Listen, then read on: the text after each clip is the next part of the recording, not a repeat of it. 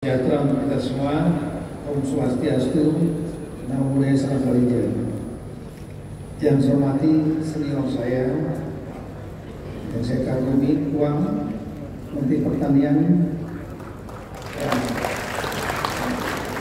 Syahrul Yassin Limpo, kemudian juga Pak Wakil Menteri Negeri yang baru, John Wempi Tipo dari Papua,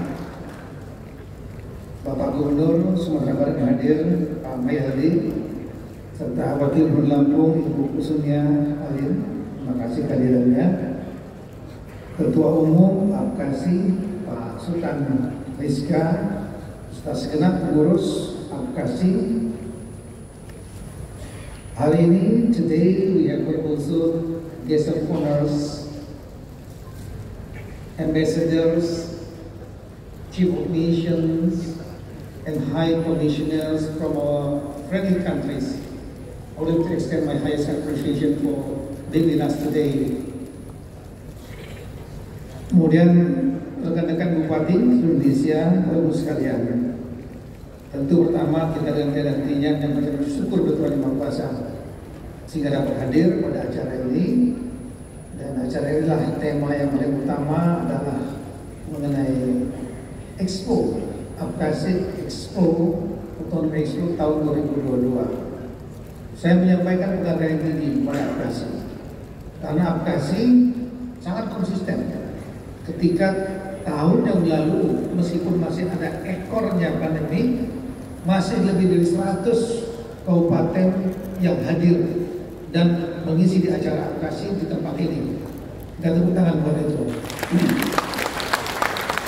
Tapi hari ini kita menyaksikan dan mendengar Ketua Apkasi menyampaikan 256 yang hadir. Jumlah yang lebih besar dari 416 anggota kabupaten dari Apkasi. Ini angka yang cukup bagus dan cukup besar. Sekali lagi menunjukkan konsistensi. Kita melihat bahwa Expo ini memiliki peran yang sangat penting karena akan menjadi ajang promosi produk-produk daerah masing-masing seperti tertulis di bidang perdagangan, trade, bidang tourism, pariwisata, dan bidang investasi investment. 3 bidang sangat penting. Dan produk-produk ini lebih banyak berasal dari sektor UMKM, usaha menengah kecil. Nah, jadi small and medium business enterprise. Rekan-rekan sekalian, kita belajar dari pengalaman pandemi COVID-19. Pandemi terluas dalam sejarah umat manusia dan belum pernah dalam dunia semua negara terkena krisis penyakit yang sama. Di Indonesia pun di tahun 45 belum pernah mengalami krisis kesehatan yang magnitudenya seluas pandemi COVID-19. Pandemi COVID-19 memberikan banyak pelajaran bagi kita. Banyak lesson learned. Salah satunya adalah masalah ketahanan ekonomi, ketahanan pangan, ketahanan keuangan, dan lain-lain. Nah, pada saat sebelum pandemi, pertumbuhan ekonomi Indonesia, economic growth of Indonesia itu above 5%, di atas 5%. Tapi ketika pandemi terjadi March 2020, kita jatuh ke angka minus. 34 provinsi ada 30 yang minus. Yang terdalam adalah Bali.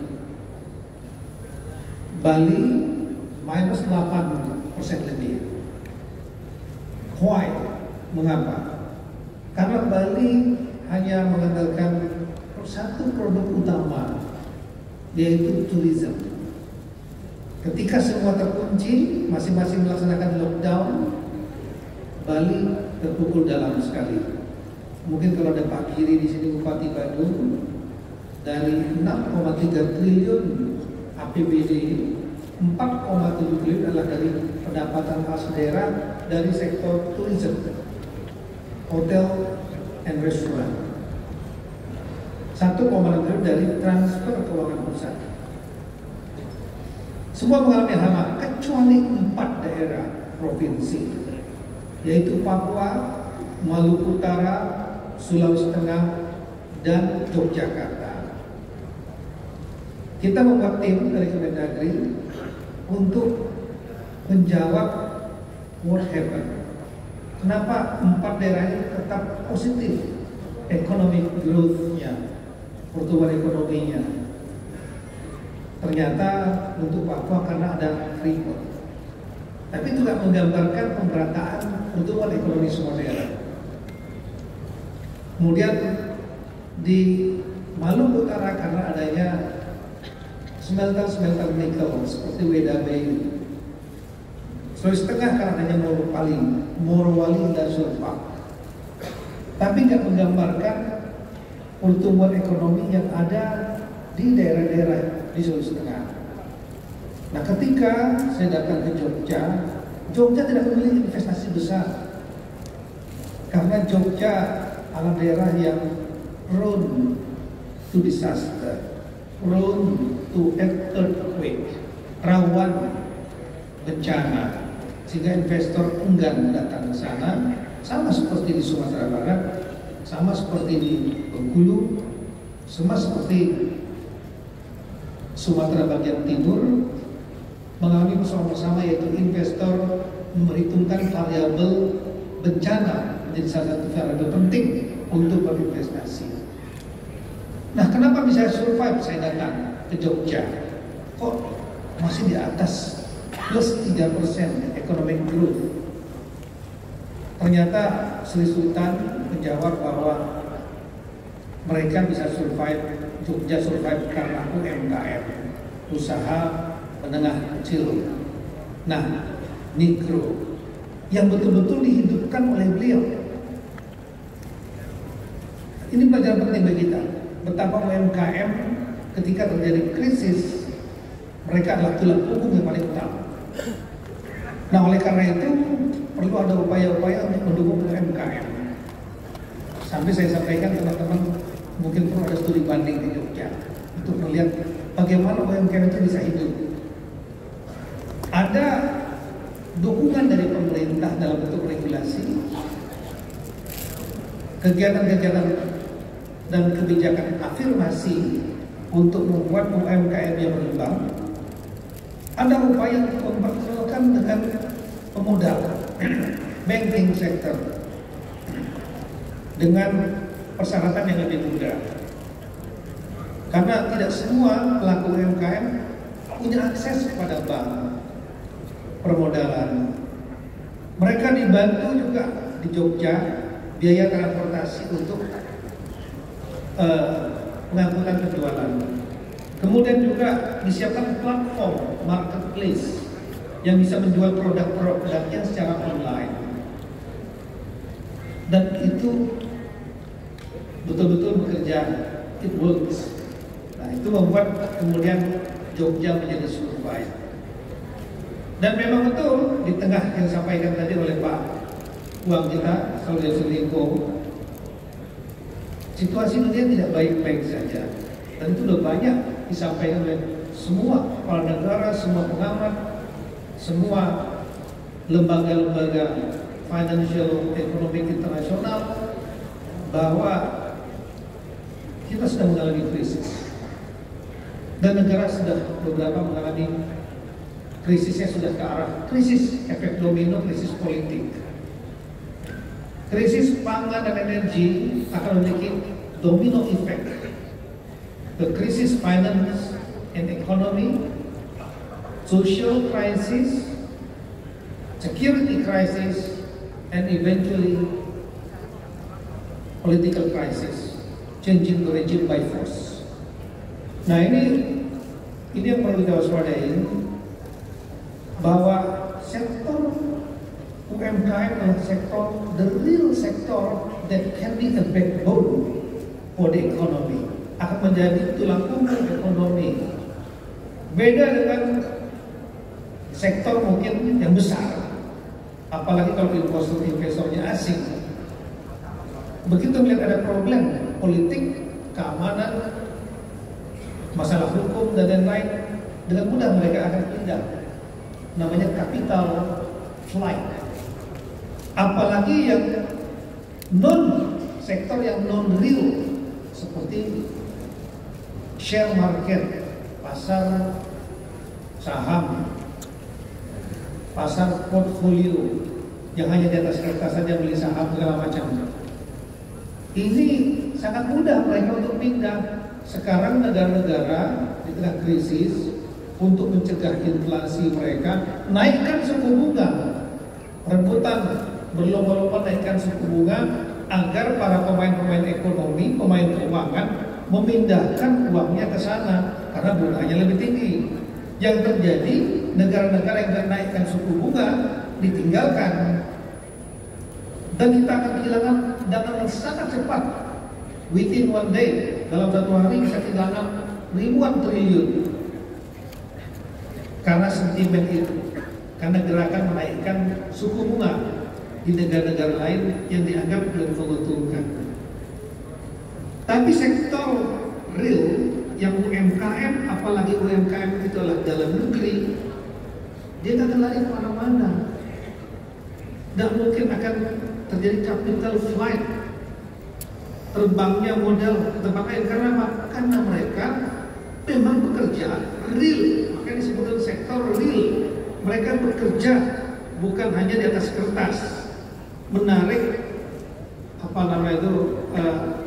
pengusaha bekerja, kemudian memanfaatkan sumber daya yang ada di daerah masing-masing negara kita. Nggak semudah itu mereka akan lari. Negara mereka ada di sini, survive-nya di sini. Oleh karena itulah mereka jadi backbone yang lebih penting dibandingkan pendapat saya daripada investor-investor yang berasal dari luar negeri, yang dia bisa memindahkan ketika melihat untungnya di sana lebih bagus, dia pindah. Yang ini untungnya bagus sana, pindah sini. Ya yang sektor real dari masyarakat UMKM kita sendiri, nggak mungkin dia akan ujuk-ujuk pindah ke negara lain. Nggak semudah itu.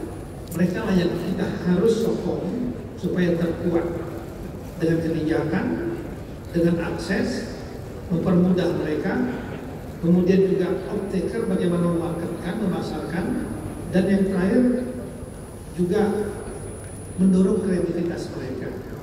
Nah kita, karena negara Indonesia ini sedang kadang-kadang kita take it for granted, kita biasa aja.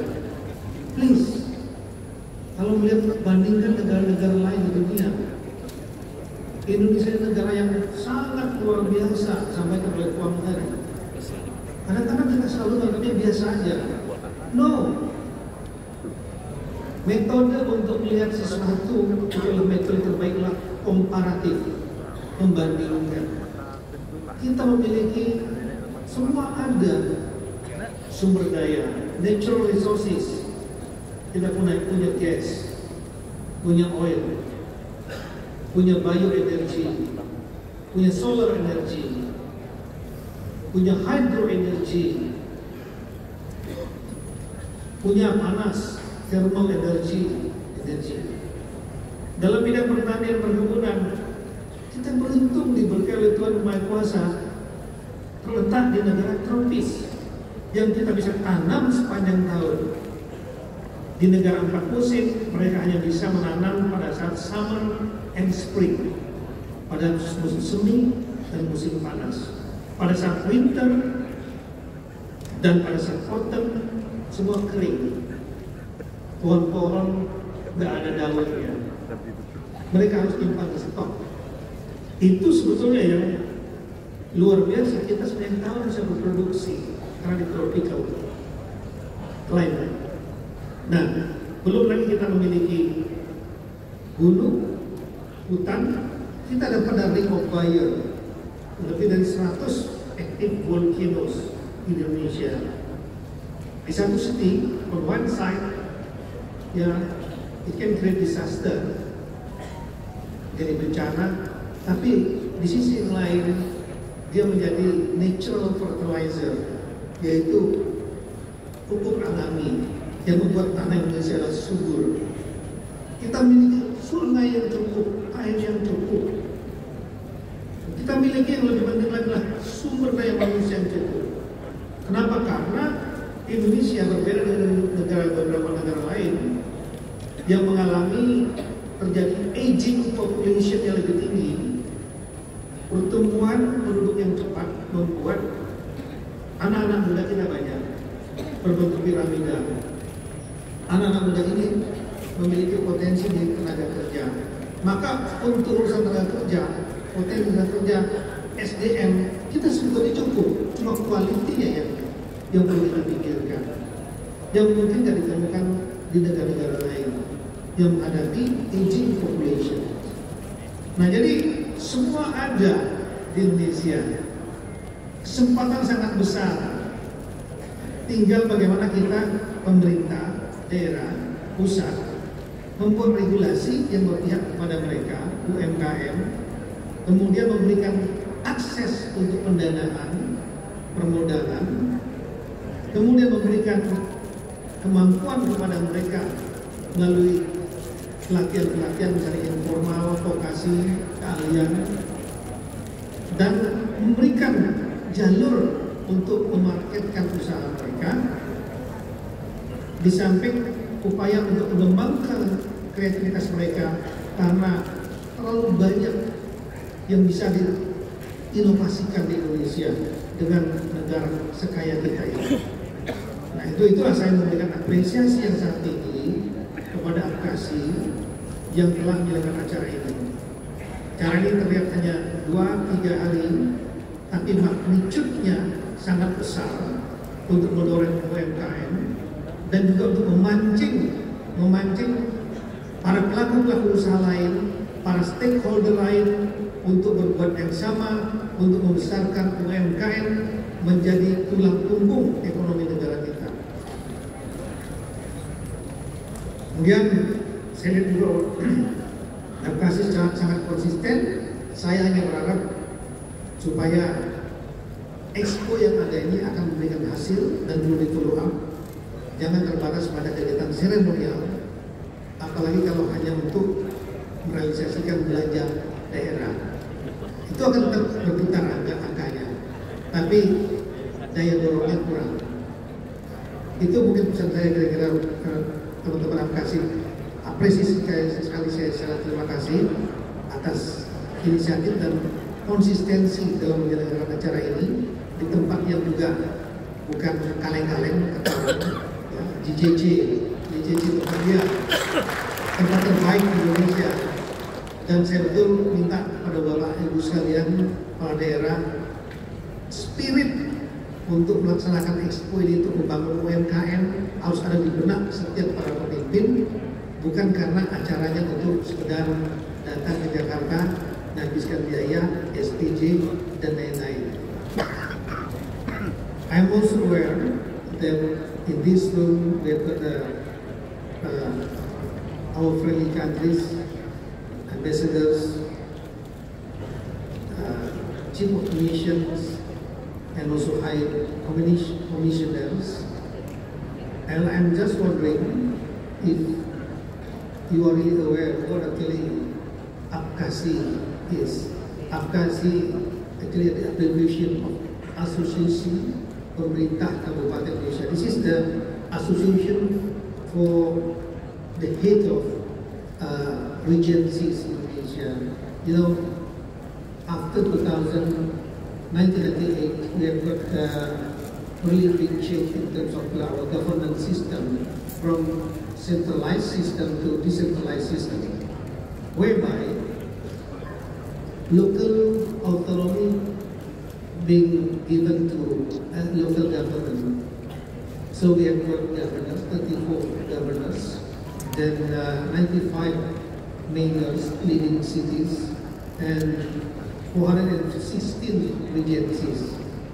So, regencies, it is the same level with mayors, but the population ranging from tens, thousands to millions, such as the Regency of Bogor, Kabupaten Bogor, with a population around 5 million. It's just one stone throwing from Jakarta. So this association is really powerful to determine the fate of Indonesia in the future. And today, they organize an expo for showing the products, particularly local products produced by small and medium business enterprise. And based on our experience, particularly during the pandemic, small and business enterprise playing a critical role in making us Indonesia to survive. So now, in terms of economy and finance, today, Indonesia is quite okay, quite stable. Inflation's around 4%, which is much smaller than other countries. It is quite safe so far. Then, in terms of economic growth, also already reached rebound about 5%, and then this is also quite safe for the country of Indonesia. So the role of these associations, since government already giving the autonomy, local autonomy, is very vital in contributing the stability of our economy and finance. So again, this expo can be used by small and business players to promote their local products, and we are hoping that these local products can be used by our local users, and the biggest users, the biggest buyers, the government. We have got regulation already that 40% of budget for